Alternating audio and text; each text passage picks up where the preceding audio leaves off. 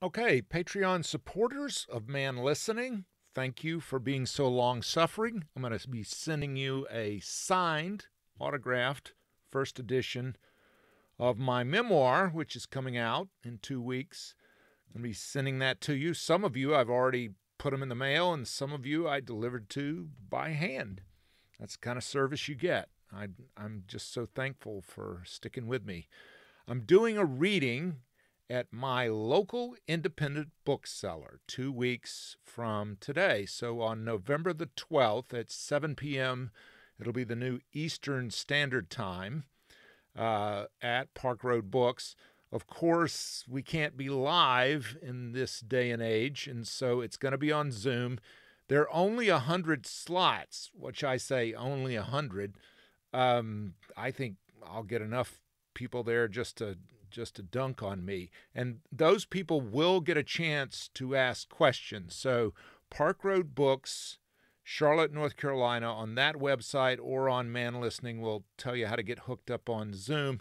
If you can't make it into the first 100, they're going to put it back up on YouTube, but you won't get to embarrass me with a live question. That's 2 weeks from today. The book is called What She Said and What I Heard, How One Man Shut Up and Started Listening. And I've been recording the audiobook. It's also going to be available on any kind of ebook that you want, along with more than 50 color photos and the links to the video, which are being put up and edited by my friend Dave, even as we speak, and also, of course, the audio from the podcast. So it's really a multimedia kind of thing, including a live reading and Q&A on November the 12th at 7 p.m. Eastern. Hope to see you all there. Yeah, I want to take maternity leave. I want to take 2 extra weeks without pay. They said no. And I went over their head. What is the sound of one man listening? This is ManListening, a fresh podcast featuring the stories of strong women who bounce back. ManListening, because every woman deserves to be heard. Hi, I'm Stuart Watson, and welcome to ManListening. This week, this is really one of my favorite conversations. I can't believe I've held on to it this long. My friend Laure Quinlivan, she and I worked together in Nashville, Tennessee, a long time ago. I mean, a long time ago.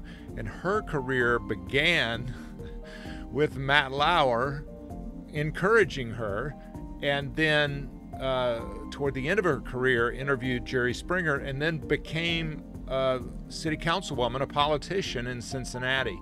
A really fascinating story, the whole arc. And now she's a grandma and a yoga instructor and does all kind of interesting things. It's really a fascinating conversation. One program note, I recorded this in her home in Cincinnati, which had kind of high ceilings. And so this is not a studio kind of a thing, as you all know.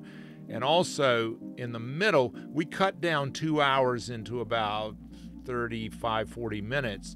And so in the middle of it, she jumps from one ex-husband to another ex-husband because we cut out a lot. So it's going to be a little bit of confusion between husband number one and husband number two.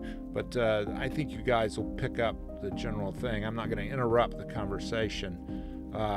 That's one program note. And now enjoy Laure Q. Where were you born? Toledo, Ohio. Home or hospital?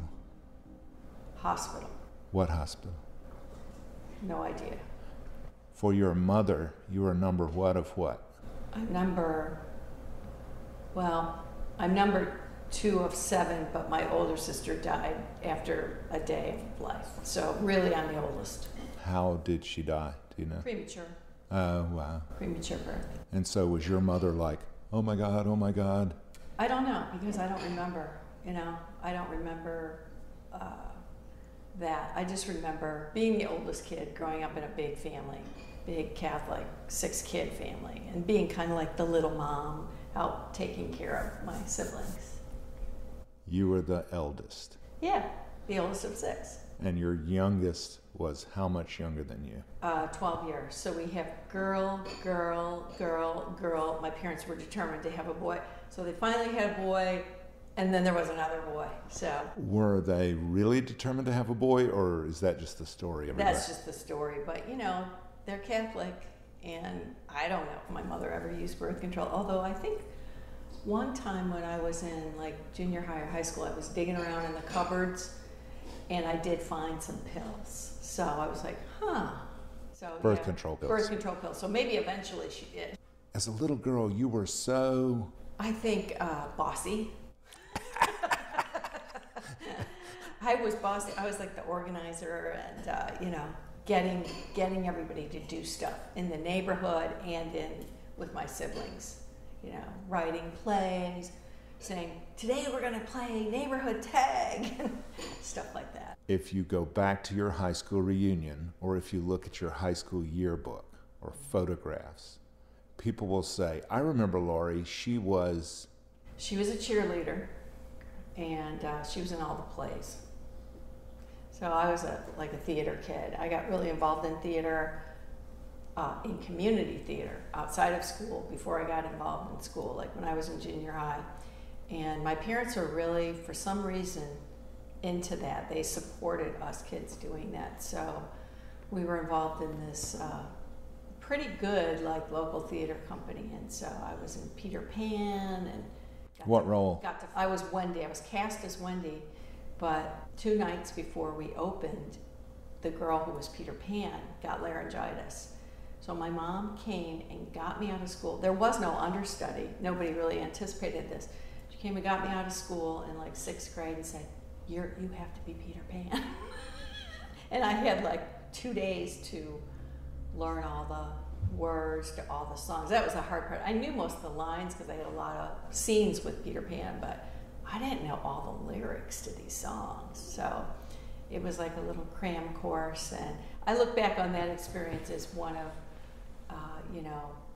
one of the things I did young that made me feel like, well, if I could do this, because it was terrifying to go on stage and in front of all these people and kind of have to wing it.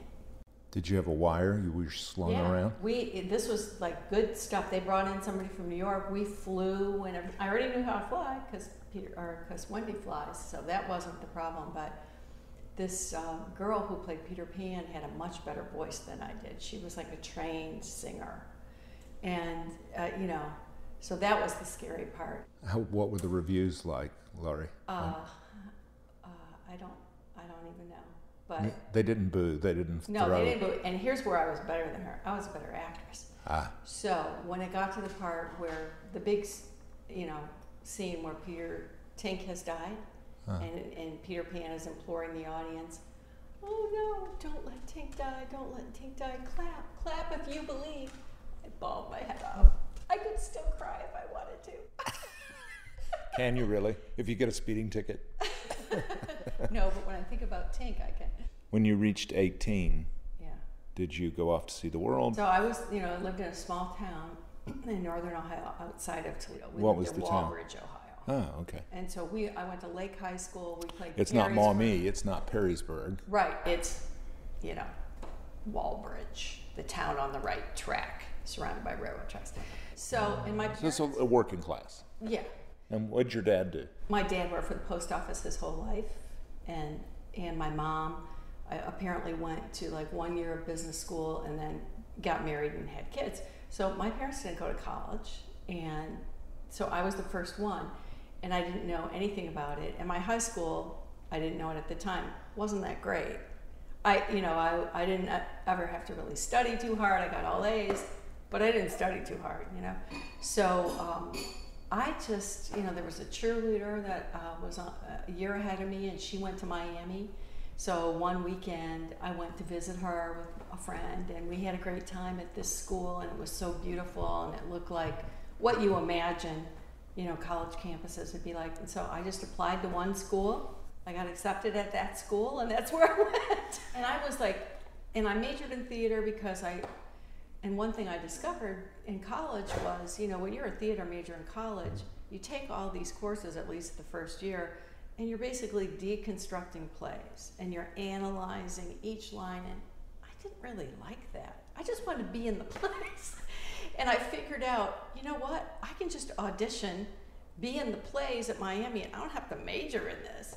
I also started to realize with people around me that, you know, I want to maybe do some other things.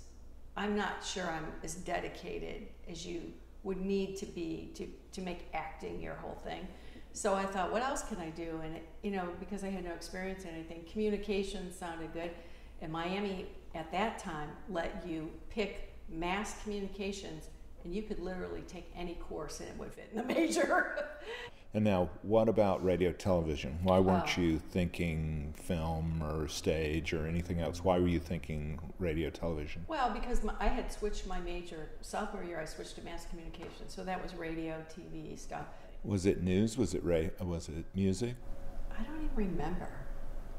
I don't remember. Was there any, did they spin records? Did they? I think they did both. They talked and they spun records, but it's funny. I know I wrote a paper on it, but it wasn't very experiential, that independent study. If you say the phrase spin records around your teenage son, what expression? I don't know if he would know what that means. Quinn. Yes? If I say spin records, do you know what that means? No.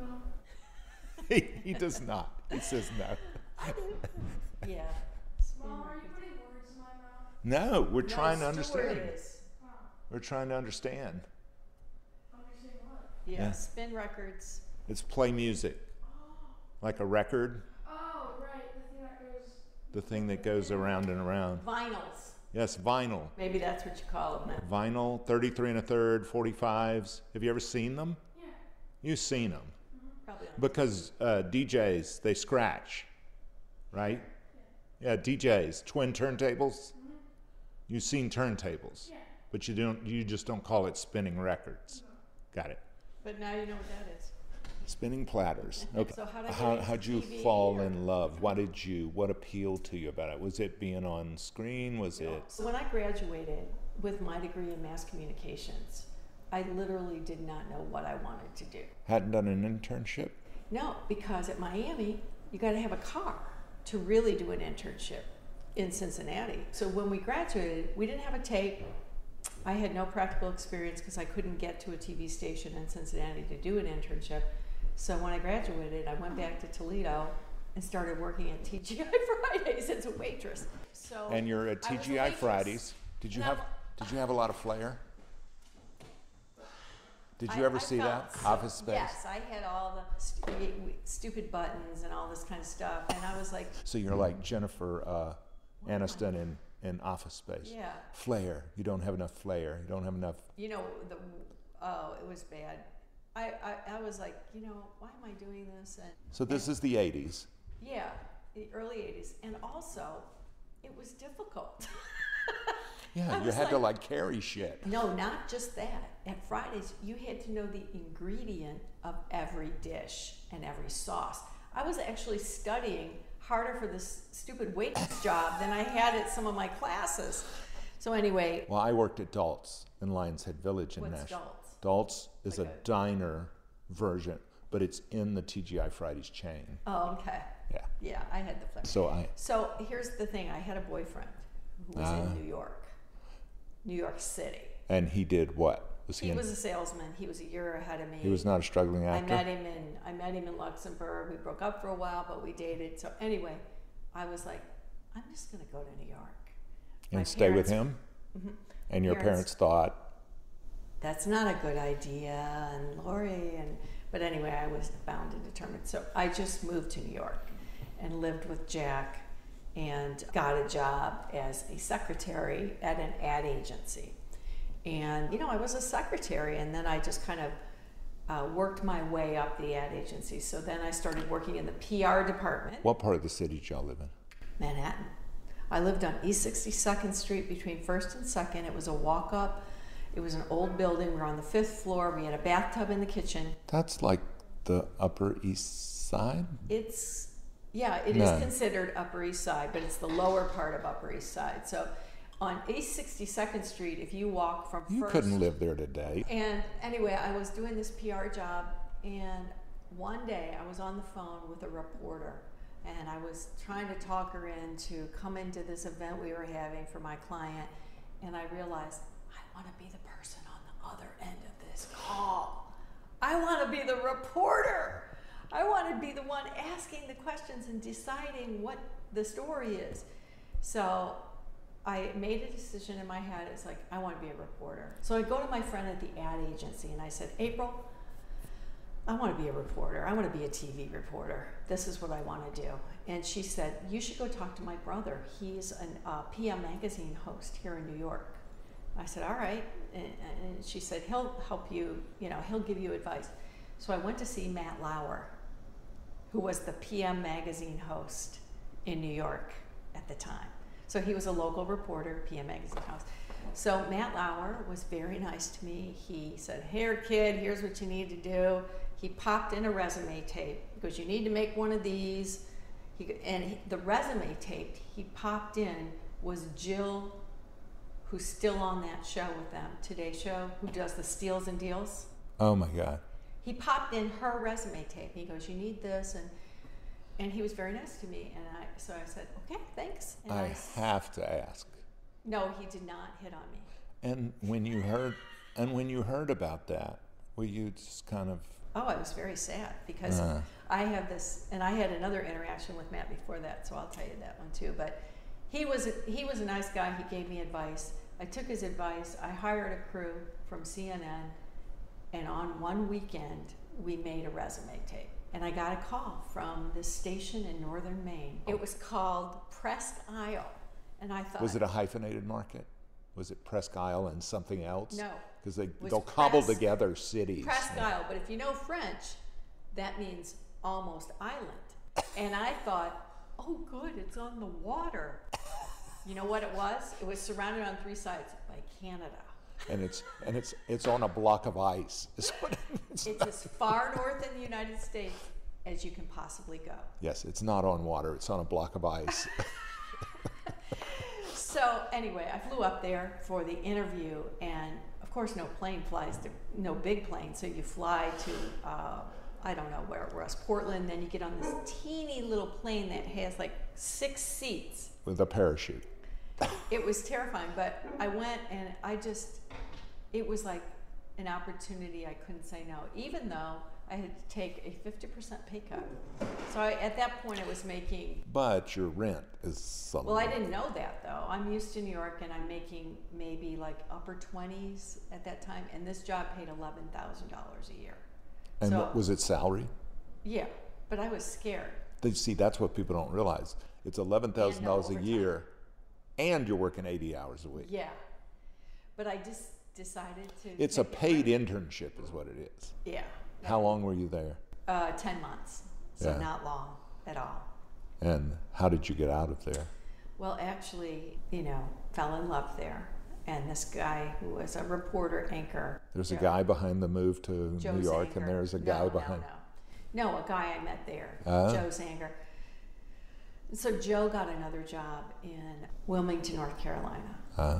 And so I quit, and we got engaged on our way out of town. And did you tell your parents? Yeah. And Joe was great, man. Were they happy? Was from a big 12-kid Catholic family. Bigger than yours. Bigger than mine. And we moved to Wilmington, North Carolina, and he was an anchor, and I was a waitress again until I got hired at the local station, which I did eventually. Were you at his station? Yes, we were at his station. So we were together. You and I were in local television news at a time of local television news heyday. I think so. Oh, I think it's demonstrable.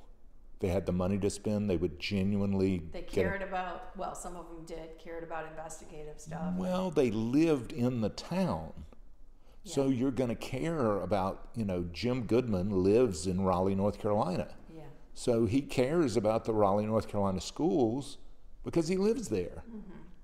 not just for his kids, but and people don't realize, I don't think, that if you want to talk to the owners, there are no owners. They're just shareholders. They don't really care. They're just buying and trading. It's totally different. You're right. Most people probably don't realize any of that, why part of the reason that TV news has changed so much. Yeah. For the worse. Right. I think people all agree on that, but they don't know why. They don't understand. It's all about the money, as every story is. And this story is too. It's all about the money. So, but anyway, we didn't really get to take a big honeymoon because we were both in TV news and stuff. And I talked him into going to Europe. I said, that's the best thing I ever did. He had not been to Europe, and so we decided that following summer, we got married in September, we were going to go to Europe. And so you only have like 2 weeks of vacation, right? So we talked to the station manager and the news director and said, we'd like to take an extra week, because if we go to Europe, we don't, by the time. And let me guess, they said absolutely not. Right. We said, we want to take an extra week without pay, a leave of absence for 1 week, our 2 week vacation. They said no, and we quit. There you go. So we quit, and we went to Europe with no jobs. Can you believe it? Neither one of us had a job. I admire you. We spent all our money on the trip. And think about how many people are just kind of pathetic. They just stick. They just I have to stay. Well, you took a leave to have the baby. Quinn. So It was Quinn, right? Okay. I had been there, 13 years, and Greg and I got married, and anyway, I got pregnant at age, 47. And it's so exciting, right? And Did you want to get pregnant? Yes, yes, that's another story. But anyway, so I'm going to take maternity leave. And in planning the maternity leave, I wanted to maybe take, I forgot what we normally got, like 6 weeks. I think it was the same thing. I wanted to take 2 extra weeks without pay. I wanted to have 2 months off. And they said no. And I went over their head to somebody at corporate. And the corporation was? Scripps. And who I think of as good guys. They were pissed. My news director and my GM had fire in their eyes when they heard I had gone. And it was a woman. I forgot who I even went to, but I brought it up. It was a woman that you went to, not a woman locally. Right. At corporate, locally. Yeah. But they were furious. And I think I sealed my fate then. So it was, the year of my contract wasn't up until October, and the baby was due in April. So I had these discussions about maternity leave in like February of that year. And they were very angry with me that I had gone over their heads. But anyway, time passes, I'm off, I have my baby, and I remember I had lunch right before I came back in August, whatever it was, with the news director, and I said, so, my contract's coming up. I said, I'd like to just get this done. And he's like, well, we'll have to see about that. And I should have known, but I was not wanting to believe it, I guess. He didn't say and just one day, I know, the other thing, we won a national award, like an SPJ award. Mm-hmm. Society of Professional Journalists. Right, Society of Professional Journalists. And my boss was walking by, and I said, hey, Bob, we won the national SPJ for this, series I did. And his face fell. And he looked horrified. And I said, that's a good thing, right? And he was like, yeah. Makes it hard to fire you. I told him we were going to get the award. I was leaving on Friday for the conference.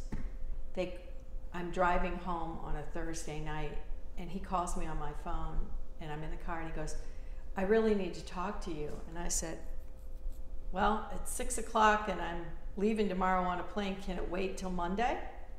He goes, no. So I came back, and I'm still not thinking anything, And I walk in, and he pulls me into the conference room with the assistant news director there, looking like he was there to record or take notes. And I was just so shocked and so unprepared. And, basically he just said, "We're really sorry, but, we got to cut costs, and yours is the contract that's up." And I said, "Well, can we talk about this? Because if it's about money," I said, I'd be willing to go part-time or do a job share. "Well, I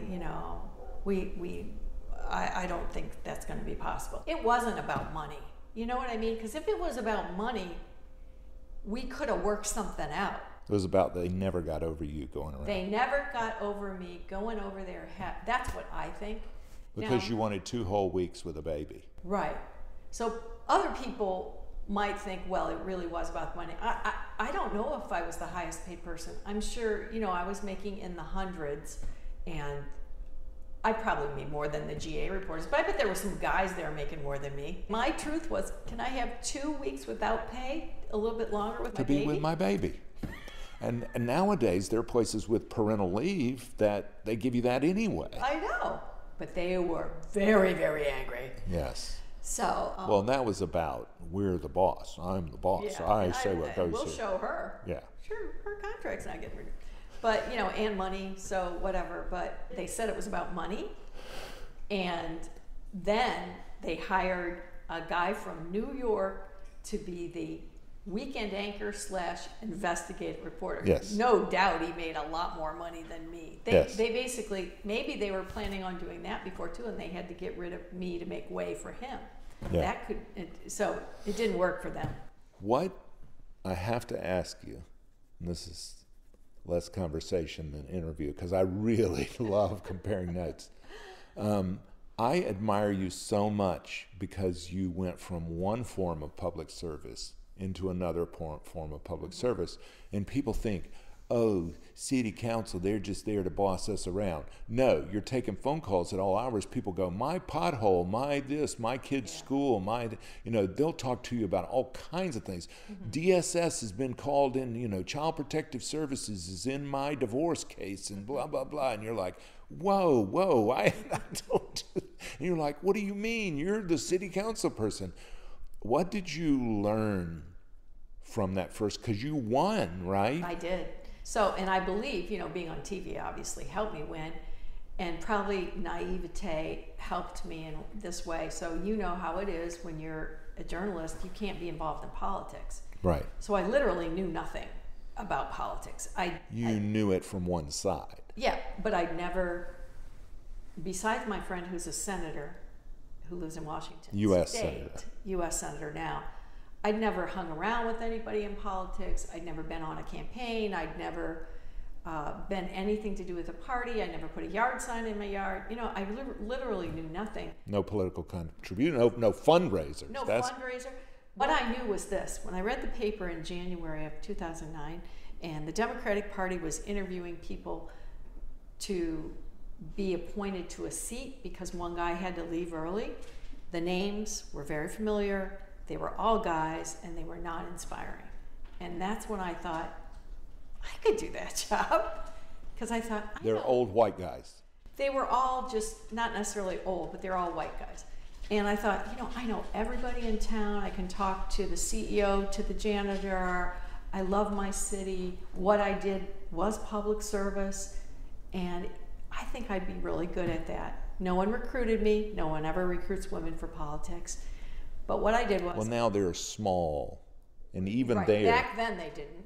So I called... Wasn't there Emily's List?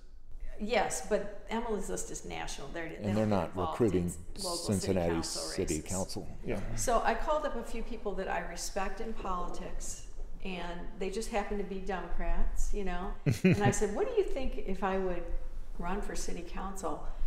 And they were kind of shocked, because of course they never considered me, but they were like, yeah, you should go for it. So I kind of jumped in there without knowing what's really involved. Yeah. And what I learned, what's really involved is, it's all about the money. And you've got to become a good fundraiser. Now, had you been registered as a Democrat before? No, well, yeah, probably, because I voted. I've always voted Democrat. Well, not always. No, I consider myself an independent. I did consider myself an But in the primary, you would take the Democrat. Probably in primaries, I would take the Democratic ballot. But I really had to decide, what am I? Because if you're an independent, you don't win. So you kind of got to pick a party. And, it was like, okay, everyone I respect in politics is a Democrat. Oh yeah, my dad was in a union. Oh yeah, I was a union negotiator. I'm a Democrat. I was much more of a Democrat than I was a Republican. So I became involved with the Democratic Party. But I got endorsed. You don't sound exactly like a true believer, though. I mean, there's a lot of bullshit that goes on in the Democratic Party. There's a lot of bullshit in all the. As soon as you get in a party, you find out the intra-party politics. All I wish is there was a way for independents to win, because one of the reasons that we're in such bad shape locally and nationally is because of the two-party system that we have, right? Where you are controlled by special interest. Right. They try to, and so the first year I ran. How come you can't tell them to fuck off? Like, how come I couldn't? I did, and that's what happened to me. Oh. So I got endorsed by my party the first year because they thought, oh, she does have a chance to win. I hadn't pissed anybody off because I'd never been in politics. And here I was, a well-known TV reporter. So they endorsed me, and I won. Then, when I won, I started doing things that I thought were in the best interest of citizens, which were occasionally standing up to union leaders and saying, no. And they didn't like that at all. So who came to you and said, Laurie, let me tell you. Oh, I'd been come to by the head of the AFL-CIO, was very, very pissed off because of one vote that I had in a committee where, they're babies if they don't get everything their own way. And then here's the kicker. Then we went into the recession. I was serving during the recession. Guess what you have to do as an elected official during a recession? Cut. There's no money to spend. In fact, you have to make cuts. So I was looking at it like... So you're not Santa Claus anymore. Like a reporter would. Okay, where are we wasting money? Where are, and where we're spending all our money in Cincinnati is in the police and fire sector, which in our budget was 70% of our budget. Now, when I compared that to other cities our size, they were spending like 55 to 62% of their budget on police and fire. Why are we spending 70%? I started talking about that. They didn't like that at all. Police union, fire union, and Democrats were like, shut up. So I brought it up. I talked about it, but not too much my first term. So I was there. So I was reelected my second term, and I had the endorsement of my party.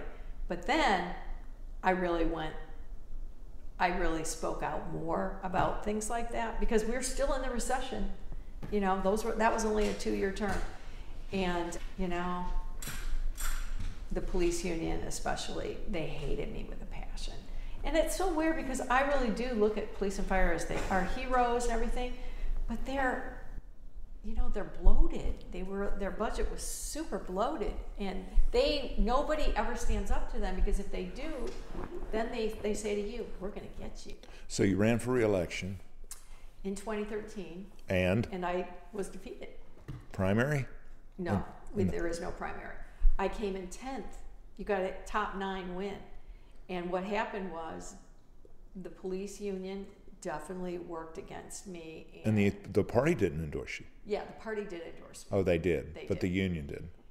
No, and I didn't have the AFL-CIO, which means you don't have the teachers union. They all do whatever the AFL-CIO says, and the AFL does whatever police and fire say they should do. It's ridiculous. So did they actively campaign against you? Yeah. They did?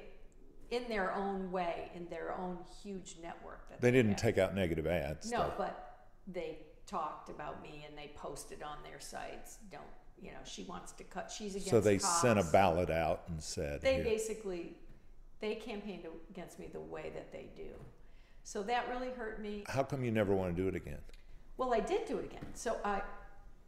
And by the way, one of the things I did on council was got our system changed to 4-year terms because it was ridiculous. I remember you working on that. I worked on that and in Charlotte needs to 2012. do that. Charlotte really needs to do that. It makes so much sense, and I didn't understand it until I was elected, how ridiculous it is. That you're constantly running for office. In the year that you're running, I don't care what the politician tells you, they're spending at least half their time on their reelection. Right. Instead of working for citizens. So anyway, I got that changed in 2012, and I devoted a lot of my time and energy to that. A lot of people were pissed at that.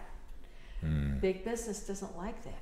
They like to control the politicians, and the more you come to them asking for money, the more control they have. And in Cincinnati, you have not only the unions have power, then the business has power. Business is big so you've power. got the party has and they power. like Republicans, the big business, and just in general. Even though I was very business friendly. Cincinnati strikes me as a Republican city.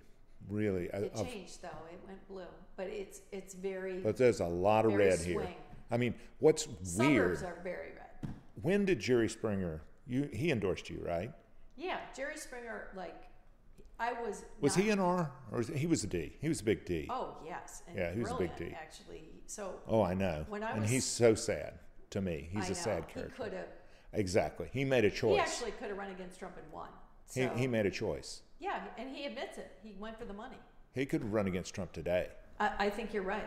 I followed him around in 2006 while I was still on the I team because he had talked about running for governor, and I didn't know he wasn't here as an anchor when I was here. So all I know of him is the show host. And I was like, "Are you kidding me?" And people were like, "Oh, he was actually really good." And I said, "Let me do an I team story on this. Let me do a profile." So I get to follow him around the state, and I watched him turn every crowd. He was brilliant, and he is very passionate. One thing people don't realize, everybody remembers the paying for the hooker with a check, going to the massage parlor with a check. That was before he was elected, right? No, he was on council when that happened. But it was before he was mayor. Wasn't he mayor? Yeah, it was before he was mayor. Right. So he was elected mayor with everyone knowing that. Because he was that good. And anyway, he decided not to run for governor, and he went back to his show. And well, he owned it. He owned it, right? What? I mean, he said, "I'm so dumb, I paid for a hooker with a check." Oh yeah, I asked him about it. Of course, I'm going to. Yeah, and he turned it into a joke. He owned it. He didn't go, "Well, I'm going away to rehab. I have a sex addiction." No, he admits it. Yeah. And he was like, dumb thing to do. The thing about Jerry Springer is, and this is a really good lesson for politics too, the reason that he was so successful is he's very authentic. Yes. He was authentically him. Yeah. And Donald Trump. He's authentically him. Might be an asshole, but Exactly. I'm an asshole. And people want to see that authenticity, So, but anyway, politics I loved that job too. I liked actually doing the work. I'm proud of the legislation that I got passed and that helped improve the city, but a lot of people run for politics just because they like the campaigning part. There's the showbiz. It's like TV news. There's the showbiz part, and then there's the work part. Some people just like the showbiz part, the shaking hands, the campaigning, the making speeches. I actually like the other part, the governing part. That's what I liked. Yeah. You had the power. And the other to thing change is, the law. You think, even within elected officials, there's the hierarchy that you have to, like if you were in Columbus, or if I were in Raleigh, if you're in Nashville, if you're in the state capital, then if you're in Albany, New York, you have to work within the committee system, et cetera, understand how to get the floor votes and everything. But really, they do and they don't own you, because you can still, if you're willing to take the heat, say, "Fuck you, I'm not with you on this." Yeah. Mm-hmm. I mean, there's a lot of horse trading, and you may pay the price like you did. Like I did. You know what? I looked at it like this. I'm here to get stuff done, and I don't want to be here forever. And so I would take a risk that I might piss somebody off enough. If job security were that important. Yeah, it wasn't that important to me. It really, I didn't think I was going to lose, but I also didn't care that much, And some people really, this is all they're going to do all their life is go from one political job to the next political job. And to me, it's like, man, it's so hard, the fundraising. And when you run citywide, you've got to raise 150 to 200,000 to have a chance. That's hard work. And see, what people don't realize is the flip side is, let's say that you didn't take that extra 2 weeks, that you didn't go around your bosses at the TV station. Mm-hmm. And they still might not have liked the fact that I had a baby at 47, and they might think, oh, well, she's not going to be working hard when she gets back. Right, exactly. But let's say they said, okay, Laure, I guess we're going to let you have the baby. I guess there's nothing we could do about that. But we don't like this. We just want you not to be a very good mother, okay? How's that? How's that sound? We just want you to spend a lot more time here at the TV station and just let somebody else raise your child, which is basically what they're saying. Right, because they're afraid, okay, yeah, she's going to want to be with that baby. And that happens in law firms. It happens everywhere. It happens in the United States Senate, Oh my God, she's got this child. She wants to actually be around the child. But let's say you do let them nickel and dime you until you're not a good mother. You're not around your child. You're not spending time with them. You're not bonding with them.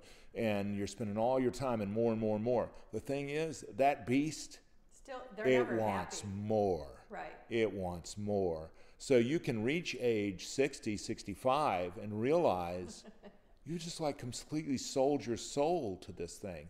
And it is they're still not loyal to you. And it's totally not worth it. It is and so I feel I don't know how you feel, but I feel very comfortable with my decision. Me too. I'm glad that I made the choices I made. And in the end, I'm kind of glad of what happened too, because I got to be on council. I never would have run for council. You kind of look back and think, it's all for a reason. And now I'm kind of glad I feel done with the politics thing. It's like, this was good, but I have moved on, and now I'm really into, I have a grandchild. I'm into this yoga thing. I have a yoga studio, which is my passion project. Thank you. I know you got to get to an appointment. Thank you. This was fun. Laure Quinlivan continues to live in Cincinnati, where she does all kinds of fascinating things, including make documentary films and videos and do the yoga thing and be a grandma. Boy, she has a busy life, and I am jealous. And thank you, Laure. It's just delightful to talk to you. ManListening is a production of Unmediated LLC in cooperation with the Queen City Podcast Network and Balto Creative Media. Allison Andrews at Andrews Creative and Rachel Clapp-Miller are developmental producers. Sally Higgins at Higgins & Owens tries to keep us legal. Our music is A Day at the Park by the group Pictures of the Floating World. Your announcer is Catherine Smith. That's me. Please go to our Patreon page. You'll find us at patreon.com. Look for ManListening, one word, no spaces. We hope you'll join us by becoming a member. A small investment can raise up the conversation. If you want exclusive member merch like a t-shirt, we can arrange that too. A huge thank you to everyone, from folks like Brian, who supported us early on, to people like Laure, who are just coming on board as supporters of ManListening. I am going to get those books shipped out to you. You should have it very shortly, and I'm super excited about it, so thank you. Don't forget to support us at Patreon. We believe one voice can change the conversation. Click the subscribe button, and next week you'll hear... We hold someone accountable. I can tell you what we don't do. We don't prosecute, we don't elect, we don't indict. We present the news, and you as a citizen decide what to do with it. That's next week on ManListening. Thanks.